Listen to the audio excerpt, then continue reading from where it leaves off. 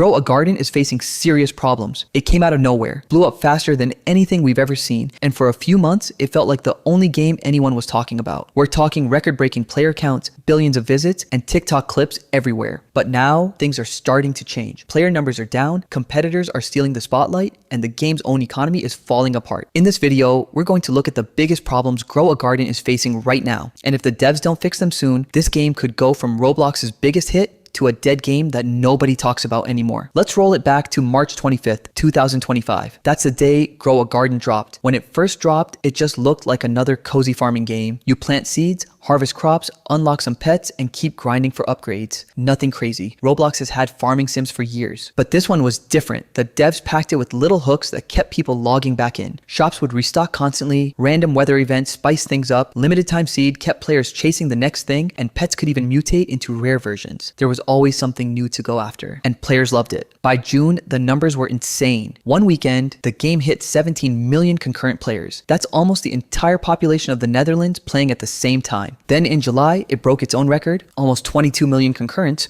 Roblox even said it became the fastest game in platform history to hit #1 in player spending. For comparison, Adopt Me used to be the gold standard for Roblox peaks, but Grow a Garden crushed those numbers in just a few months. When a game blows up this fast, people start asking questions. Some analysts claimed Grow a Garden was being botted, that devs were inflating player counts with fake accounts. It got so loud that Roblox had to step in, and instead of calling it fake, they actually defended Grow a Garden. Roblox said the numbers were real, that the game was blowing up because players kept coming back and playing with friends. Even the firm that first accused the game of botting ended up walking back their claim. So what actually made Grow a Garden so addictive? It wasn't one big feature. It was the way the devs stacked a bunch of smaller ones on top of each other. Pets were a huge part of it. You'd hatch eggs, collect different types, and keep grinding to unlock the rare ones everyone wanted. Then came mutations, which gave you a reason to keep grinding even if you already had the pet you wanted. On top of that, the game kept rolling out events that added brand new mechanics. The cooking event is a good example. It turned crops into ingredients, and it was such a hit that it became a permanent part of the game. And of course, there were the famous admin abuse events, moments where devs would drop rare seeds or spawn crazy weather in public servers. Players never knew what was coming, and that unpredictability kept everyone hyped. For a while, this was the golden age of Grow a Garden. Updates felt exciting, weekends were packed, and there was always something new to grind for. But that's the catch with a system built on constant updates. Once the events start to repeat themselves,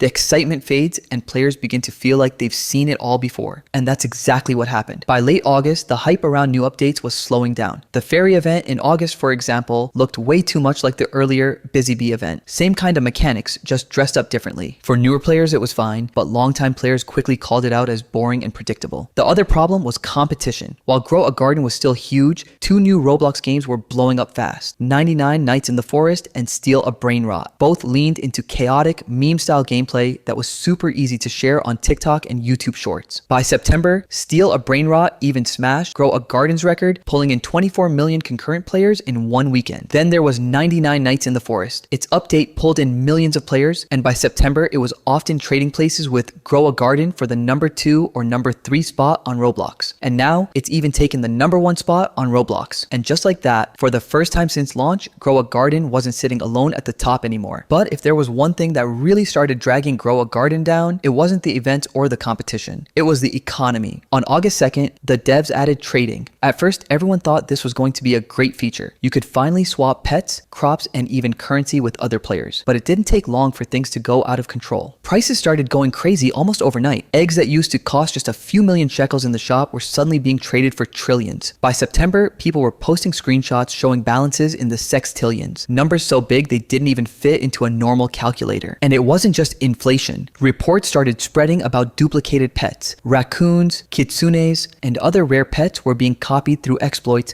and entire inventories of them were hitting the market. Some players even took it outside of Roblox, selling stacks of duped pets on Discord or eBay for just a couple of dollars. The worst of it all was the raccoon exploit. The raccoon's normal ability was to steal fruit from other players' garden, but some players figured out that with the right setup, usually using a high value seed like the bone blossom, they could trick raccoons into duplicating the fruit again and again. When people started running this across alt accounts, it basically turned into an infinite money glitch. Pretty soon, public servers were filled with players carrying ridiculous amounts of cash. Even the so-called broke players had trillions sitting in their balance. Shops and rewards became meaningless because at that point, anyone could buy anything instantly. The The developers did try to fight back. On August 30th, they completely shut down shekel trading and only brought it back on September 3rd after patching a few of the issues. They also made shops more expensive, with prices doubling or even tripling every time you restock. But none of it really fixed the situation. For new players, inflation made things almost impossible, while older players with duped money barely felt it. And the idea of doing a full reset, wiping everyone's progress back to zero, wasn't really an option either. For newer players, it might have sounded fair, like starting fresh so the economy could stabilize. But for older players who had spent months grinding, trading, and in some cases even spending real money on pets and seeds, losing everything overnight wouldn't have been fair. It was the perfect lose-lose situation, and it showed just how badly the game's economy had gotten out of control. Before the economy even collapsed, Grow a Garden was already relying on admin abuse events to keep players interested. These were the big hype moments where developers jumped into public servers and started restocking rare seeds, even gear like the Grandmaster Sprinkler. For a while, players loved it. Rare items that were usually hard to find suddenly came into stock. But the more it happened, the less exciting it became. When half the server is walking around with overpowered gear, progression stops feeling rewarding. Everyone had the best items already, so grinding for them the normal way didn't matter anymore. And while these events looked amazing, they also created a weird cycle. Every weekend, when an admin event kicked off, Grow a Garden's numbers shot back up to millions, but once the chaos ended, the weekday numbers dropped hard again. The pattern was obvious. Big events could bring players back for a short burst of hype, but they couldn't hide the fact that the game's baseline was slowly sinking lower and lower. By September, even Jandel and the team had to admit the old formula wasn't going to last. Pumping out weekly events and quick hype drops just wasn't sustainable anymore. Players were starting to feel burned out, and some of the updates felt too familiar, even though the devs were clearly putting in a lot of work to keep content flowing. Another problem that didn't get much attention early on was what the game feels like for new players. Picture this: you join Grow a Garden today with 20 shekels and an empty garden. You load into a server and instantly see people sitting on quadrillions, sextillions, or even infinite money from old exploits. Some of them might even hand you trillions like it's nothing. At first that might sound amazing. Free money, right? But in reality, it ruins the game. If you can buy everything instantly, there's nothing left to grind for. And if you refuse donations, the climb feels impossible when everyone around you is already stacked. Either way, it's discouraging, and that's why Grow a Garden has struggled to keep new players around. The game isn't just losing old players, it's also struggling to bring in the next wave of players who are supposed to replace them. So what's next for Grow a Garden? At this point, its future depends on a few big moves. Now, I don't know. I'm just a YouTuber, not a game developer. The devs are definitely way smarter than me, but here are some changes that, in my opinion,